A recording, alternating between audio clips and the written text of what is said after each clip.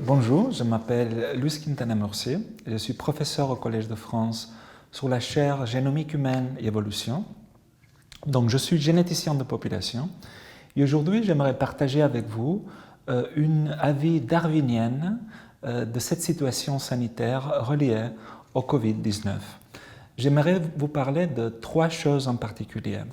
Une chose, comment les pathogènes, tout au long de notre histoire, ont façonné notre diversité génétique, c'est-à-dire la diversité de nos génomes d'aujourd'hui. En deuxième lieu, j'aimerais vous parler d'une façon que l'homme a aussi de s'adapter à l'environnement, notamment à l'environnement pathogénique, que c'est le métissage. On va voir ça.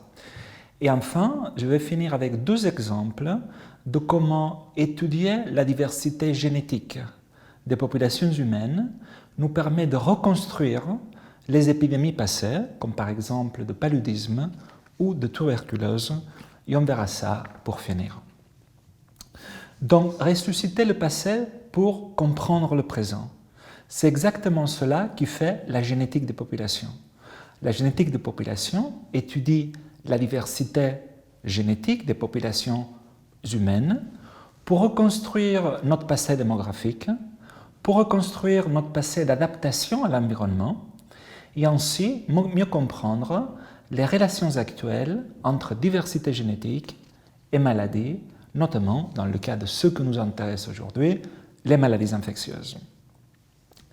Les pathogènes accompagnent l'homme depuis son apparition en Afrique, il y a 200 000, 300 000 ans. Au cours de ces dispersions autour de la planète dans les dernières 60 000 ans, et aussi durant d'importantes transitions culturelles, comme c'est l'apparition de l'agriculture et la sédentarité dans ces dernières 10 000 ans. Ces migrations et changements culturels ont exposé les populations humaines à de nouveaux agents pathogènes, notamment en raison de l'augmentation de la densité des populations et aussi au contact avec certains animaux qui sont vecteurs de maladies, ce qu'on appelle les zoonoses. Donc, à la vue du fort taux de mortalité infligé par les maladies infectieuses, qui dit forte mortalité dit forte sélection naturelle, il n'est pas surprenant que la plupart des études en génétique des populations montrent que les gènes associés à la réponse immunitaire ou aux relations hôtes pathogènes sont ceux qui sont plus ciblés par la sélection naturelle. Il y a trois grands types de sélection naturelle. Et en étudiant chacun de ces types sur nos génomes d'aujourd'hui, de nous tous, on peut déduire l'importance des gènes qui nous aident à mieux résister les pathogènes. Autrement dit, nous tous ne sommes pas autre chose que les descendants de ceux qui ont survécu les épidémies du passé. Grippe espagnole, tuberculose, la peste, etc. Donc tout ce passé, quelque part, est enregistré dans nos gènes. Et c'est ça qu'on sait décortiquer, qu'on sait disséquer en génétique des populations. On peut savoir si un gène est soumis à la sélection purifiante. Ça veut dire quoi? Que ces gènes ne tolèrent aucune mutation ou très peu de mutations. C'est des gènes pour lesquels le statu quo est essentiel. C'est des gènes qui codent pour des fonctions essentielles, non redondants et non modifiables. Ces gènes souvent sont impliqués dans des maladies sévères chez l'enfant, comme certaines immunodéficiences primaires, l'encéphalite herpétique, des infections à bactéries pyogéniques, etc. Mais aussi, on peut s'adapter à des nouveaux challenges pathogéniques et d'une façon population spécifique. C'est-à-dire, les Africains peuvent s'adapter et ils se sont adaptés à leur environnement pathogénique, de même pour les Européens, de même pour les Asiatiques, etc. Parmi les exemples de poids d'adaptation génétique à des environnements pathogéniques locaux, on trouve plusieurs gènes associés à la résistance au paludisme en Afrique, à l'infection au trypanosome à la base de la maladie du sommeil en Afrique aussi, à une moindre réponse inflammatoire dans les populations européennes et aussi aux réponses antivirales médiées par les interférons de type 3, ce sont des gènes qui codent pour des fonctions antivirales chez les Asiatiques en particulier. Mais aussi, il y a une autre façon de comprendre l'évolution du système immunitaire et l'adaptation aux nouvelles épidémies. Et c'est regarder les morts, analyser les morts, c'est-à-dire l'analyse de l'ADN ancien. Aujourd'hui, on peut séquencer l'ADN ancien. Il y a une étude notamment qui a permis d'étudier environ 300 Européens ayant vécu en Europe il y a entre environ 8000 ans et 2000 ans. Et ce qu'ils ont cherché a été, la question que se sont posées, a été quelles sont les mutations qui ont plus changé en fréquence au cours de ces 10 000 dernières années. Et qu'est-ce qu'ils trouvent? Mis à part la mutation qui nous permet de mieux digérer le lait, après, il se trouve plusieurs gènes impliqués dans la reconnaissance des microbes à la phase des cellules de l'hôte. Ce qui montre que les pathogènes ont particulièrement façonné la diversité génétique des populations humaines dans ces 10 000 dernières années, et en particulier qu'il y a une forte adaptation génétique de l'homme aux agents pathogènes pendant le Holocène. Cependant, certaines de ces études ont abouti à des conclusions surprenantes et quelquefois quelque part contre-intuitives. C'est-à-dire, ces études ont montré que certaines mutations sur sélection positive, ça veut dire des mutations qui confèrent un avantage pour mieux survivre, ne sont pas associées à une résistance aux maladies, mais sont associées à un risque accru de développer les maladies.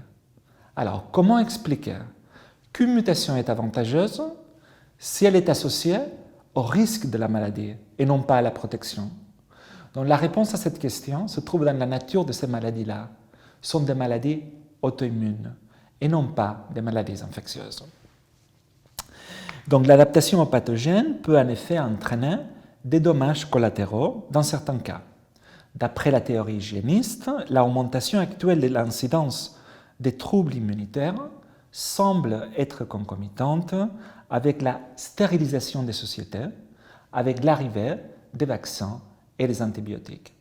Donc, cette théorie postule que, après un changement environnemental ou un changement de mode de vie, certaines mutations qui étaient avantageuses au passé, car permettaient à nos ancêtres soit de mieux résister à l'infection, soit de mieux survivre aux famines, avec le changement de mode de vie, ces mêmes mutations seraient aujourd'hui responsables du risque de développer des maladies auto-immunes, inflammatoires, allergiques, voire même l'obésité. Le deuxième thème que j'aimerais parler, c'est le métissage. Pourquoi le métissage? On parle d'adaptation de l'homme à l'environnement et l'adaptation de l'homme à l'environnement pathogénique. Au lieu d'attendre qu'un jour, au hasard comme toujours, une mutation va arriver, qu'en plus cette mutation, ça se trouve qu'elle est bénéfique, qu'en plus cette mutation survit plein d'aléas de ce qu'on appelle la dérive génétique, pourquoi pas simplement cette population-ci bouge dans un autre endroit et dans ce deuxième endroit la population elle est adaptée, métissons-nous avec la population qui est adaptée pour acquérir les mutations que nous permettront de mieux survivre, n'est-ce pas? Donc, une des découvertes majeures de ces dernières 10 ans a été, grâce à nouveau à la possibilité de séquencer l'ADN d'autres formes humaines, comme les Néandertaliens ou son cousin les Denisoviens en Asie. On sait aujourd'hui qu'environ le 2% du génome des Européens et des Asiatiques est d'origine néandertalienne. Et on sait aujourd'hui que chez les Asiatiques du Sud-Est, surtout les populations d'origine papou, on peut trouver jusqu'à 5% de héritage dénisovien. Donc ce qui a été montré au cours de ces dernières années, c'est que même si dans la plupart des cas, ce métissage a été contre-sélectionné au passé, quand les ancêtres, nos ancêtres d'ailleurs, parce que nous portons toujours encore, vous et moi, 2% de notre génome d'origine néandertalienne. Ça, c'est ce qui reste. Alors pourquoi c'est resté ces 2%? Plus on creuse dans ces 2% qui restaient, plus on se rend compte que ces 2% est enrichi en gènes impliqués dans la réponse immunitaire innée, c'est-à-dire la première ligne de défense contre les pathogènes. Évidemment, ces 2%, il y a aussi des gènes impliqués dans l'adaptation à l'ensoleillement, dans l'adaptation au froid, dans l'adaptation même à la vie en altitude, dans des conditions d'extrême hypoxie. Ça a été montré dans le cas du métissage avec Denisova, avec les ancêtres des Tibétains. Mais pour parler des pathogènes, que c'est ceux qui nous intéressent aujourd'hui, par exemple, mon laboratoire a montré que nous avons acquis, grâce au métissage avec Néandertal, des mutations qui sont impliquées dans la régulation de l'expression génique suite à l'infection par les virus, et notamment le virus de la grippe. Ces données, cette hypothèse qui a été, lorsque les Européens ont débarqué, lorsque les premiers Africains, sont arrivés en Europe, ils se sont métissés avec l'homme de Néandertal, que eux étaient adaptés à l'Europe, et ils ont acquis de Néandertal des mutations qui ont permis une meilleure adaptation au virus. Pour en finir, j'ai deux exemples à partager. Un exemple, on va dire, de partager avec vous de comment on peut étudier le passé d'une épidémie. Comment, grâce à l'étude de la génétique, on reconstruit l'impact d'une épidémie infectieuse sur notre santé. Et c'est la tuberculose. La tuberculose a été une des maladies les plus mortelles en Europe. Ce qu'on a fait a été étudier l'histoire d'une mutation dans un gène qui s'appelle TIC2, que c'est la seule mutation connue aujourd'hui, connue dans le sens qu'elle est fréquente dans la population, entre 2 et 3%, d'être associée avec la susceptibilité avec la tuberculose. On a analysé la fréquence de cette mutation chez plus de 1000 individus, à nouveau, ayant vécu en Europe, de l'ADN ancien, entre le Mésolithique, 8-9 000 ans, le Moyen-Âge et nos jours. Et on a suivi les changements de fréquence de cette mutation. Qu'est-ce qu'on voit? Cette mutation fluctue à partir du Mésolithique. Il arrive jusqu'à presque 10% avant l'âge de bronze, mais après l'âge de bronze, décroît dramatiquement jusqu'à les 2% d'aujourd'hui. Cette décroissance de fréquence peut être due au hasard ou au fait que la tuberculose a commencé à exercer une pression de sélection qui a fait qu'évidemment que cette mutation est associée au risque de la tuberculose et des crues en fréquence. Donc, nos analyses en génétique de population ont montré deux choses.